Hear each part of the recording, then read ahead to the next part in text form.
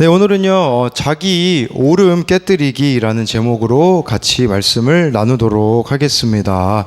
네, 우리가 요즘 살아가는 시대가 참 개성의 시대라고도 하고, 인권이 존중받는 시대라고 하지 않습니까? 그런데 다른 한편으로 생각해 봤을 때 그만큼 자기 오름이 강해지는 시대가 아닌가라는 생각을 하게 되어집니다. 인권이 보장되고 자유가 보장되면 네, 오히려 하나님과 더 가까워지는 선택을 해야 되는데 지금 전 세계를 보면요, 어떻습니까? 저는 이 인권을 중요하게 생각하고 개성을 존중한다고 하지만 이 시대를 봤을 때 떠오르는 말씀 구절이 딱 하나밖에 없더라고요. 그것은 뭐냐면 사사기 21장 25절입니다. 사사기 21장 25절 우리 같이 읽겠습니다. 시작. 그때 이스라엘에 왕이 없으므로 사람이 각기 자기의 소견에 옳은 대로 행하였더라. 네, 사람들이요, 왕이 없이 살아가는 거예요. 하나님이 인생의 왕이 되어야 되는데 하나님이 그들의 인생에 없으니 그 자유가 무슨 소용이 있겠습니까? 오히려 이 개성, 인권, 그게 자기 생각에 옳은 대로 행하는, 그러니까 자기의 오름이 더 강해지는 시대를 우리가 살아가고 있다라는 거죠. 자기의 오름이 강해지면 어떻게 될까요? 하나님의 오르심이 인정이 안 되는 것이에요. 그러다 보니까 하나님이 100% 오르십니다 라는 고백이 나올 수가 없다라는 것이에요. 저는요, 진짜 이 선진국이라는 게 무엇을 의미하는지 혼란스러울 때가 있더라고요. 선진국을 찾아보니까요, 이런 의미가 있어요. 고도의 산업 및 경제 발전을 이룬 국가를 가리키는 용어로 그로 인해 국민의 발달 수준이나 삶의 질이 높은 국가들이 해당된대요. 국민들 발달 수준이 높고 삶의 질이 높는다라고 하는데, 제가 그 유튜브로 1시간 기도라고 치면 선한 목자교회에서 이렇게 기도 제목을 올려주는 게 있어요. 그 기도 제목을 어제 보다가 깜짝 놀랐어요. 이 나라들이 진짜 선진국이 맞는가? 영국은요, 동성애자와 성전환자에 대한 전환치료 금지 법안 제정이 무산되게 해달라는 기도 제목이 있어요. 이게 무슨 말이냐면, 이제 영국에서는요, 동성애자나 트랜스젠더가 되고 싶으면 그거를 영국에서 할 수 있게 해달라. 그 법안이 지금 제정되고 있는 과정 중에 있다라고 하고요. 독일은요, 4월 달부터요, 이 돌아오는 4월부터 대마초를 부분적으로 합법화하기로 했다고 합니다. 그러니까 정부가 의도는 좋아 보여요. 암시장에서 유통되는 대마초를 양지로 끌어올려 마약 범죄와 밀거래를 막겠다며 대마초 합법화를 추진하지만 그 이면에는요, 마약 세금을 걷어들이려는 경제적인 이유가 있다고 합니다. 이미 의료계에서는요, 대마초 접근성과 중독성이 높아져 젊은이들의 건강이 위험에 빠질 거라고 우려하고 있어요. 진짜 선진국이 맞는가 싶은 거죠. 오히려 자기 오름만 강해지고 진짜 이것이 인간을 인간답지 못하게 살게 만드는 것이 아닌가라는 생각을 할 수밖에 없는 것입니다. 인간이 인간다워지는 길은요, 자기 오름을 내려놓을 때입니다. 그리고 우리를 지으신 하나님의 말씀을 따라 살아갈 때가 가장 인간답다라는 것이죠. 어느 영상을 보았는데요, 거기에요, 모든 걸 포기하고 조선에 온 의사 선교사라는 제목의 영상이 올라왔는데요, 캐나다 토론토 대학에 갔던 젊은 의사가 있다고 합니다. 이 사람은요, 에비슨이라는 사람으로 한국 의학의 아버지라고 합니다. 그래서 캐나다에서 식물학을 공부했고요, 양약을 공부했고 의과대를 나왔어요. 그리고요, 캐나다에서 시장의 주치의였습니다. 부귀영화가 다 보장된 거 아닙니까? 그런데 이 사람이 고민에 빠져요. 내가 이대로 살아서 되겠는가? 그러다가요, 1893년 배를 타고 애를 셋을 데리고 우리나라에 왔는데요, 의사로서 살아가는데 한 선교사님이 이분에게 와가지고 이렇게 이야기를 했어요. 그 당시 고종 황제였거든요. 당신은 왕의 신임을 샀으니 당신과 같이 그 교회에 다니는 그 백정 상투 좀 쓰게 해 주십시오 라고 이렇게 이야기를 해요. 백정은 그 당시 상투를 쓸 수 없었대요. 그래서 이 에비슨이라는 의사가요, 고종 황제에게 편지를 써요.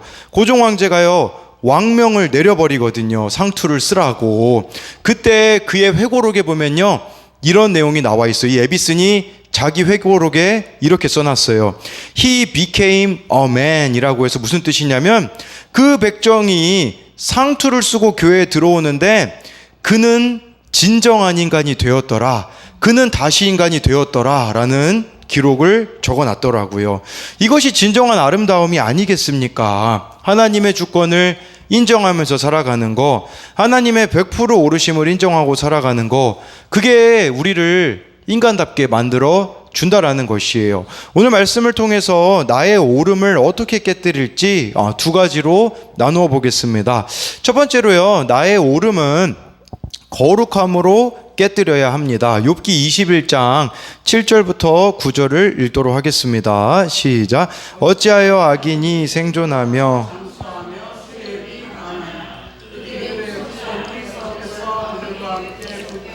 자손이 그들의 목전에서 그러하구나. 그들의 집이 평안하여 두려움이 없고 하나님의 매가 그들 위에 임하지 아니하며. 욥기 21장은요 욥이 친구들에게 하는 말이에요. 욥의 친구들은 끊임없이 욥에게 뭐라고 이야기하냐면 욥 네가 지금 고난당하는 것은 바로 너 자신이 악인이어서 그렇다 이렇게 말하는 거예요. 그러니까 쉽게 말하면 욥의 친구들이 가지고 있는 생각은요, 이 땅에서 잘 먹고 잘 살고 행복하면 하나님께 복을 받은 의인이지만 이 땅에서 불행하고 고난이 있으면 하나님께 저주받은 악인이라는 것을 말하고 있는 것이에요. 그것에 대해서 욥이 반론을 제기했는데 예외가 너무 많다라는 거죠. 그 예외가 뭡니까? 7절에 욥이 말하는 거거든요. 악인이 일찍 죽는다고 했는데 실제로 내가 보니까 악인들 중에 오래 사는 사람들 너무 많다 그렇게 얘기를 하고요.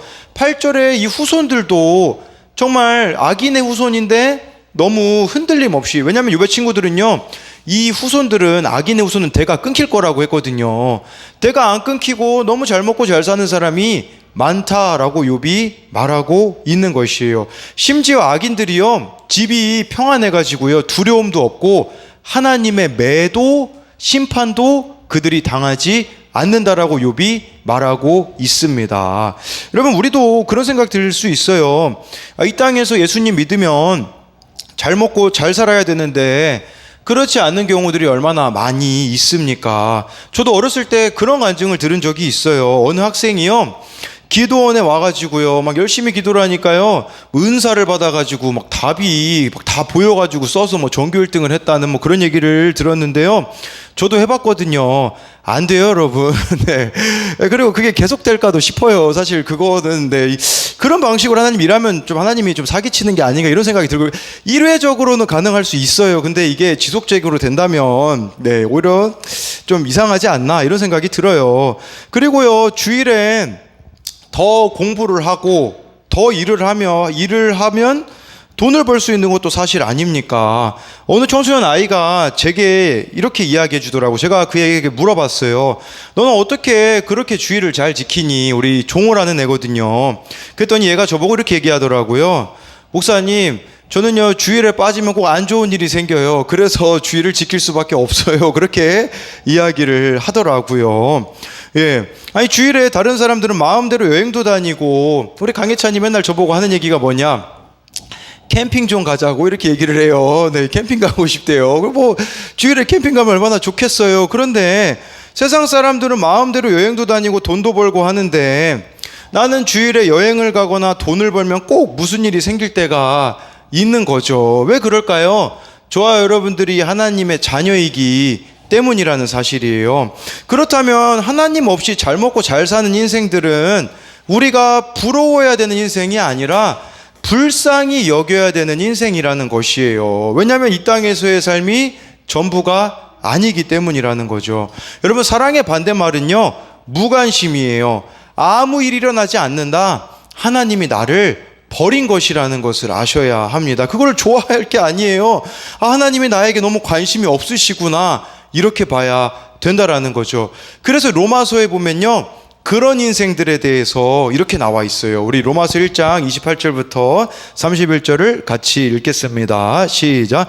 또한 그들이 마음에 하나님 두기를 싫어하며 하나님께서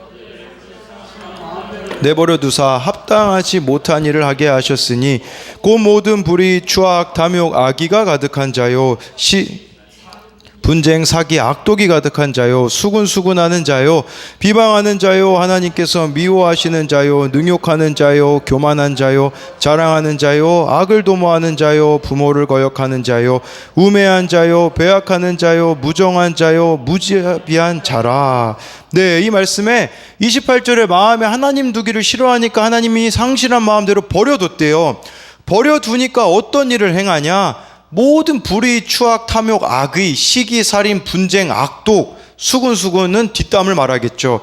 29절에 비방하는 자, 능욕, 교만, 자랑, 악을 도모하는 자, 부모 거역하는 자, 우매한 자, 배악한 자, 무정한 자, 무자비한 자라 라는 것은요, 이런 삶의 열매를 내가 맺고 있는데 아무 일 일어나지 않는다. 하나님이 나를 버리셨다는 증거라는 것이에요. 진짜 사랑하는 자들에게는요, 매를 드셔가지고 돌이키게 하신다라는 것이에요.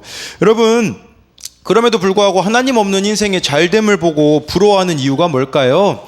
내 신앙이 기복적이기 때문이에요. 내 인생의 목적이 거룩이 아니라 행복이기 때문에 그런 인생이 부러운 거라고 할 수가 있습니다. 저와 여러분들에게 필요한 것은요, 거룩이 뭡니까? 어렵게 생각할 거 없어요. 하나님 닮아가는 거예요. 하나님이 기뻐하시는 뜻이 무엇인지 알고 그것을 순종하며 가는 거라고 볼 수 있어요. 제가 오늘 아침에 어느 목사님의 김성준 목사님이라고 나이로비 한인교회를 담임하셨던 목사님의 설교를 듣는데요.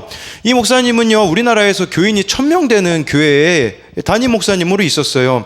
근데 어느 날 연락을 받게 되어져요. 이 케냐에 있는 나이로비 한인교회에서 우리 교회에 담임 목사님으로 와줄 수 있는가를 물은 거죠. 여러분 생각해 보세요. 우리나라에서 1000명 되는 교회면 그냥 내려놓기 쉽지 않잖아요. 근데 이 목사님이요, 그 30명 되는 교인을 위해서 그곳에 가셨거든요.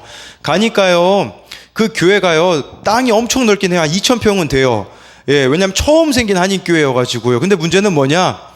거기를 관리하는 사람이 없어가지고 목사님이 가자마자 그걸 다 관리하는 거예요. 시설은 노후됐죠. 그러다 보니까 막 수도관도 고치고 이것도 하고 저것도 해야 되고 하나님한테 이렇게 기도했대요. 하나님, 저 제발 목회에만 집중하고 싶어요. 이렇게 기도를 했대요. 무슨 일 터지면 자기가 다 해야 되니까 그게 너무 힘들었던 거예요. 어느 날에는요, 새벽에 일어났는데 이 소리가 나더래요. 그래서 이게 무슨 소리인가? 가스가 새는 소리인가? 알아보니까 가스 새는 소리가 아니라 이 케냐가 물이 단수가 잘 되는데 하필이면 그럴 때는 또 물이 철철 잘 나온대요. 이게 수도관이 터져가지고 그 고무 사이로 이제 물이 새고 있었던 거예요. 그러다 보니까 물이 흘러서 서재를 가서 그 바닥에 있던 모든 책이 다 젖었다고 하더라고요. 다음 날에 케냐는 사람을 또 부를 수가 없대요. 왜냐면 일꾼을 부르잖아요. 그러면 이제 목사님 어디 나갈 때쯤에 꼭 일꾼이 들어온대요. 사람이 없을 때 일을 하는 거죠. 그리고요, 기술자를 부르잖아요. 하나 고치려고 하다가 3개가 망가진대요. 그러니까 하나 고친다고 3개를 망가뜨리고 가니 그 케냐 사람을 부를 수도 없는 거예요. 그래서 목사님이 내가 스스로 고쳐보겠다 해가지고 그것을 막 고치는데 안 되어가지고 참 마음이 너무 힘들었다고 하더라고요. 그러니까 또 하나님께 대하여서 이렇게 얘기하는 거예요. 하나님, 그냥 이 설교 준비만 좀 하고 목회에만 좀 집중하면 안 되겠습니까? 라고 그렇게 물었다고 하더라고요. 근데 그 가운데요, 이 목사님이 책을 읽었던 게 생각이 나면서 거기에 정말 그런 관점으로 다가오게 되었다고 하더라고요. 그냥 그곳에서 이 목사님이 필요하기 때문에 하나님이 부르셨기에 그 자리를 지켜주었으면 하는 마음이 드니까 그 자리에서 하나님 앞에 회개하게 되었다고 하더라고요. 겉으로 보기에는 1000명 되는 교회에서 이 30명 되는 그 케냐 교회까지 갔으니 얼마나 대단해 보이겠어요. 근데 목사님이 솔직히 자기 실상을 이야기하더라고요. 자기는 대단한 사람인 줄 알았다고. 근데 실제 그의 삶에 보니까 자기가 대단한 게 아무것도 없다라고 말하는 그런 모습을 봤을 때 참 자기 모습이 깨뜨려지는 것이 하나님이 사랑하시는 자의 증거가 아닌가 싶은 것이죠. 여러분, 그렇기 때문에요, 저와 여러분들이 하나님 앞에 민낯을 보게 되어지는 거, 그게 진짜 은혜라는 것을 아셔야 합니다. 하나님을 모르는 인생들은 어떨까요? 자기 민낯을 볼 수 있는 것을 다 피해버립니다. 그게 바로 14절부터 16절에 보면 나와 있습니다. 우리 같이 읽겠습니다. 시작. 그러할지라도 그들은 하나님께 말하기를 전능자가 누구이기에 우리가 섬기며 우리가 그에게 기도한들 무슨 소용이 있으랴 하는구나. 그러나 그들의 행복이 그들의 손안에 있지 아니하니 악인의 계획은 나에게서 멀구나. 네, 악인들에 대해서 욥이 말하고 있어요. 욥이 말하는데요, 악인들은요 주의 도리를 알기를 바라지 않는데요. 무슨 뜻이냐? 하나님의 뜻에 관심이 없다라는 뜻이에요. 하나님의 뜻이 어디 적혀 있습니까? 말씀에 적혀 있는 것이죠. 여러분, 악인들은요 말씀을 읽지 않는다라고 볼 수가 있는 것이에요. 제가 매주 우리 교회 권사님 이제 신방, 거동이 불편하신 권사님 신방을 가잖아요. 키워준 따님이 이제 스님 출신이시거든요. 그래서 이 스님하고 가끔 이렇게 대화를 나누는데, 저 그런 대화를 나눈 적이 있어요.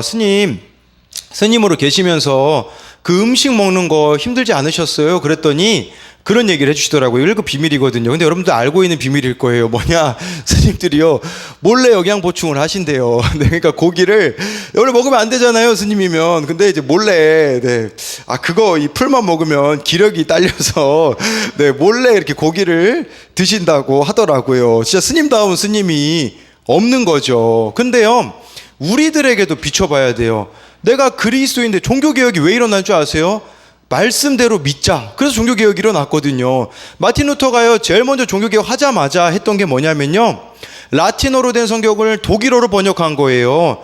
그래서 우리는 말씀대로 믿자. 그게 종교개혁이거든요. 그런데 그리스도인들 중에요 성경을 안 읽는 사람들이 얼마나 많은지 몰라요. 그거는 스님이 고기 먹는 거와 똑같은 겁니다, 여러분. 그렇기에 정말 우리에게도 말씀 없는 신앙생활 하고 있지 않느냐라는 거예요. 15절에요 악인들은요 기도한들 무슨 소용이 있냐고 하면서 기도를 안 한대요. 저와 여러분들이요 말씀과 기도가 빠져버린 채 신앙생활을 한다면 거룩해질 수가 없어요. 왜냐하면 이 두 가지만이 우리를 거룩하게 해주거든요. 이게 어디 나오냐? 바로 디모데전서 4장 5절에 보면 나와 있습니다. 우리 같이 읽겠습니다. 시작.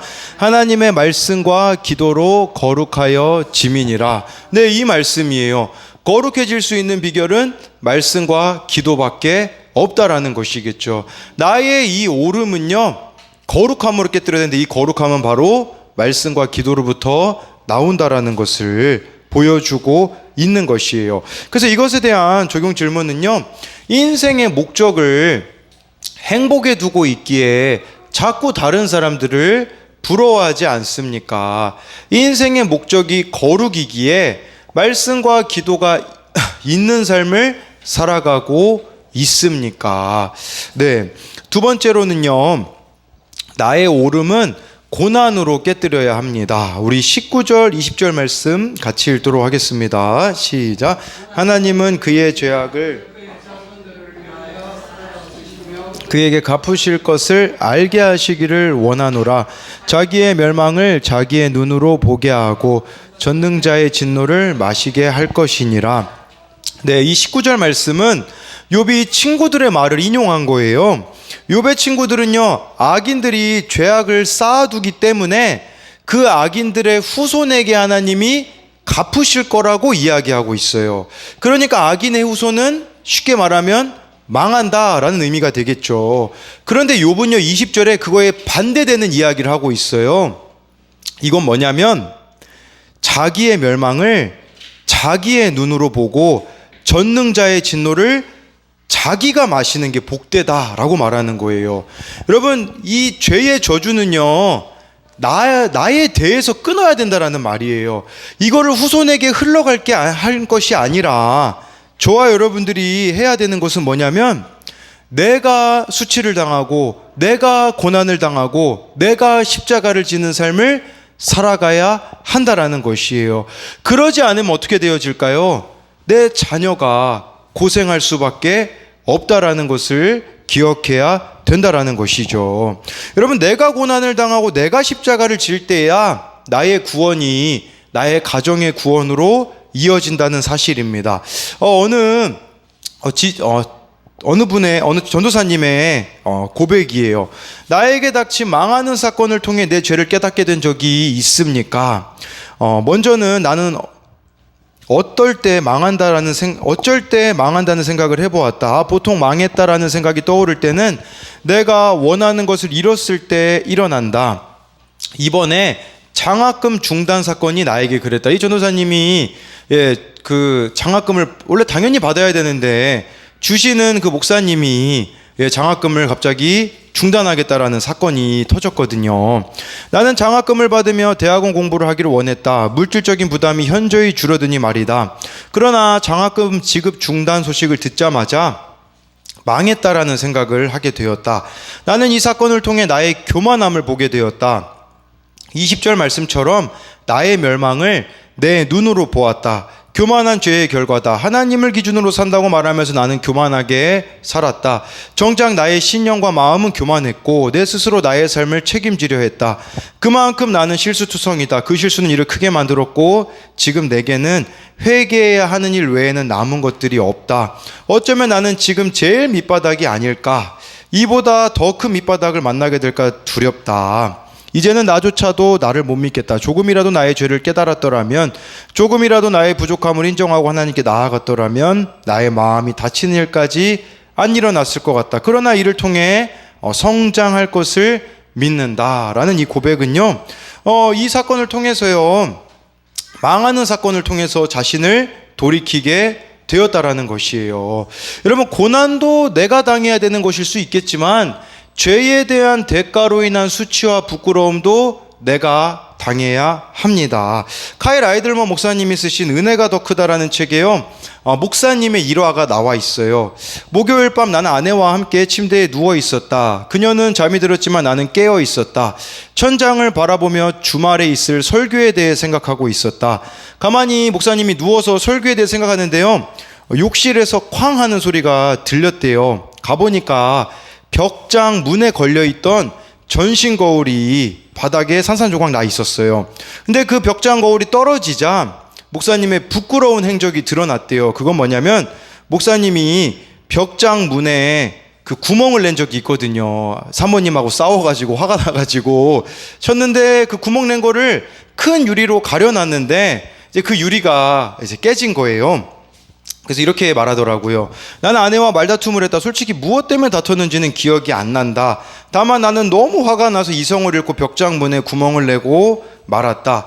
그래서 너무 부끄러워가지고 그것을 잘 가려놨는데 갑자기 그때 떨어지는 것을 통해서 왠지 이번 주에 설교에 그것을 이야기해야 된다라는 마음이 들었다고 하더라고요.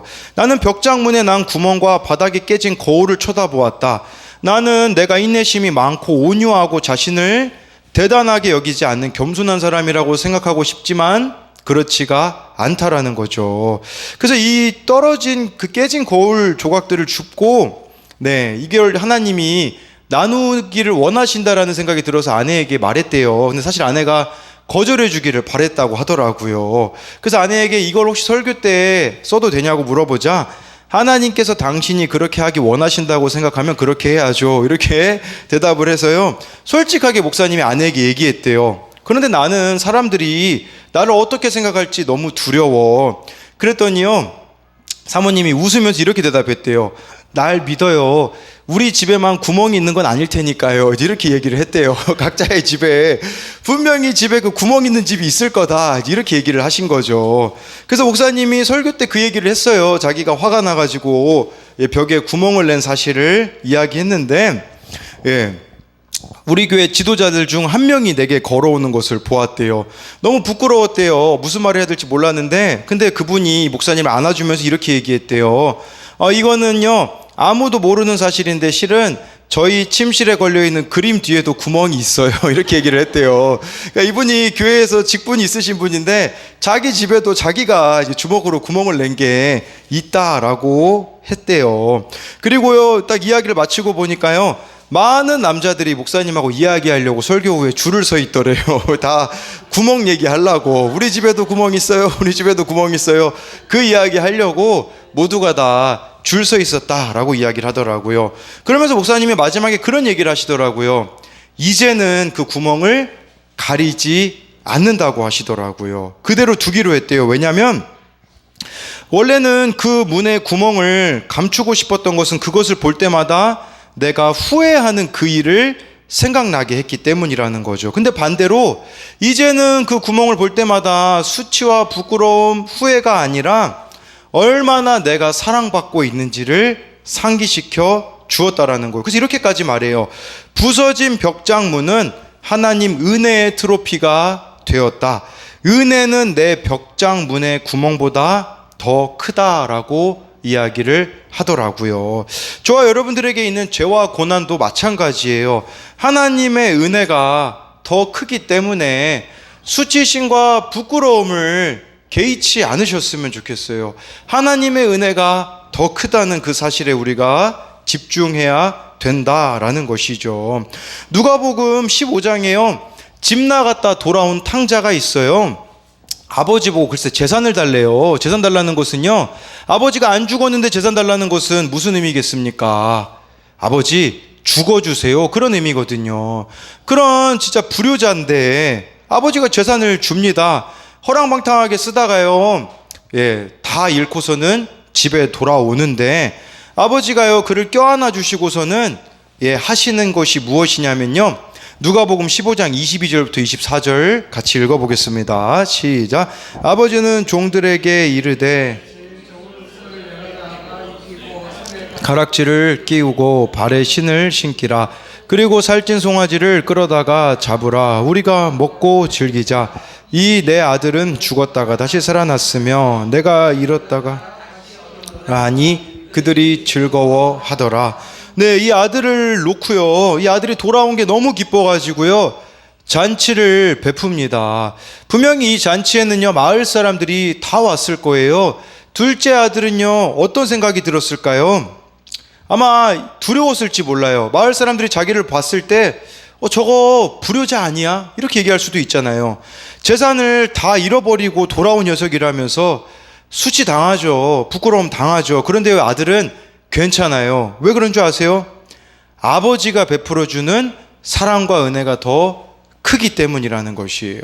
그러면 이걸 믿지 못하면 우리는 자꾸 숨길 거예요. 수치도 숨기고 죄도 숨기고 꽁꽁 숨기다가 결국은 답답해서 내가 힘들 수밖에 없어요. 그런데 이걸 좀 믿으셨으면 좋겠어요. 아버지가 베풀어 주시는 그 사랑과 은혜, 하나님이 우리에게 베풀어 주신 그 사랑과 은혜가 더 크다는 사실이라는 것이죠. 그걸 저와 여러분들이 안다면 어떤 사건이 있다고 할지라도, 어떤 문제가 있다고 할지라도 드러내고 회복되어지는 은혜가 있을 수 있다라는 것이에요. 그래서 이것에 대한 적용 질문은요, 나에게 닥친 망하는 사건을 통해서 내 죄를 깨닫습니까? 나의 수치와 부끄러움보다 하나님의 은혜가 더 크다는 사실을 믿습니까? 지난 주일에 우리 담임 목사님이 설교 아간에 대해서 이야기하셨잖아요. 아간에 대해서 이렇게 설교를 하셨는데, 신앙의 4대째, 제 아들 강혜찬이 신앙의 4대째 아닙니까? 그날 또 아간과 같은 짓을 저질렀어요. 얘가 아간이 그 욕심을 부리잖아요. 우리 예찬이도 욕심을 부려가지고 우리 주희가 그 포켓몬 카드를 이제 은성이랑 예찬이에게 이렇게 동일하게 나눠주겠다고 하니까 욕심이 너무 생겨가지고 나한테 다 달라고 막 협박을 하려고 우리 주희한테 한 방에 나가 떨어질 거면서 사모용 칼로 이렇게 주희를 협박했다는 이야기를 들었어요. 그런데요, 그 얘기를 듣고서는 이제 저녁에 이제 와가지고 소리 사모가 이제 물어봤어요. 예찬이한테 하나하나 물어보니까 자기가 그 유튜브로 맨날 그 총싸움 하는 거 이런 거를 할아버지 방에서 보니까, 이제 저희 집엔 유튜브가 안 되거든요, TV가. 근데 할아버지 방에 혼자 있을 때 이제 또 그런 영상들을 얘가 찾아보니까 뭐 칼, 총 그런 거에 노출되다 보니 그냥 그런 모습을 보인 거죠. 그래서 이제 제 아내가 예찬이를 이제 매를 맞아야죠. 그래서 이제 매를 때리는데 이제 때리면서 제가 전 때리는 건 못 봤어요. 근데 밖에 나갔다 오느라고 일이 있어가지고. 그런데 예찬이 눈도 부어 있고 제 아내 눈도 부어 있더라고요. 그러니까 얘를 때리면서 엄마도 너무 마음이 아픈 거예요. 그래서 같이 울면서 우리 곽청영 집사님한테 전화를 소리사모가 해서 이제 미안하다고, 죄송하다고, 또 주희한테도 그렇게 이야기를 했어요. 부끄럽잖아요. 근데 드러났잖아요. 놀라운 일이 일어나더라고요. 어떤 일이 일어나게 되냐면요, 먼저는 우리 곽청영 집사님하고 또 주희가 이렇게 찾아와가지고 포켓몬 카드도 생겼죠. 거기다가 우리 주희가 또 이렇게 아이스크림도 먹으라고 이렇게 보내주었고, 그 일들이 뭐 저에게도 있어서도 저도 또 제 모습을 볼 수 있는 기회가 되더라고요. 아, 그동안 내가 너무 설교 준비만 한다고 우리 아들들을 너무 방치해 놨구나, 그런 생각이 들면서 다음 날이 되니까 이거 어떻게 되는 줄 아세요? 강혜찬이요?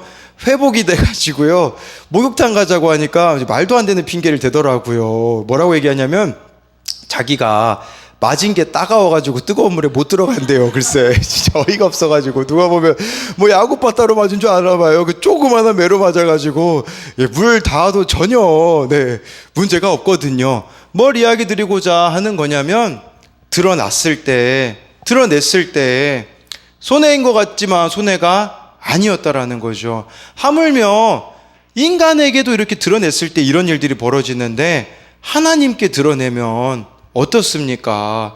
그럼 우리가 이 죄 고백하라는 거 꼭 사람들 앞에서 하라는 거 아니에요. 하나님 앞에서 내가 하잖아요. 드러내며 가게 되어지면요, 회복이 일어나게 된다라는 사실이에요. 나의 이 부끄러움보다 하나님의 사랑이 크다라는 것을 무엇을 통해 보여주셨습니까? 십자가잖아요. 여러분, 십자가는요, 당시에 저주의 상징이었었잖아요. 하나님이 하나뿐인 아들을 왜 저 저주 가운데 내버려 두셨냐라는 것이겠죠. 어떤 죄의 저주보다도 나의 사랑이 더 크다라는 것을 보여주기 위함이 아니었겠습니까? 왜 예수님이 빨가 벗겨진 채로, 여러분 예수님 사실 속옷도 안 입으셨어요. 십자가에서요. 6시간 동안 그 수치를 왜 그분이, 하나님의 아들이 당하셔야 됐겠습니까? 어떤 수치라도 내가 감당하겠다 아니겠습니까? 그렇기에 저와 여러분들이 정말 이 하나님의 사랑을 믿음으로써요, 나의 오름을 깨뜨리고 하나님의 오르심을 고백하며 나아가는 저와 여러분들이 되기를 소망합니다.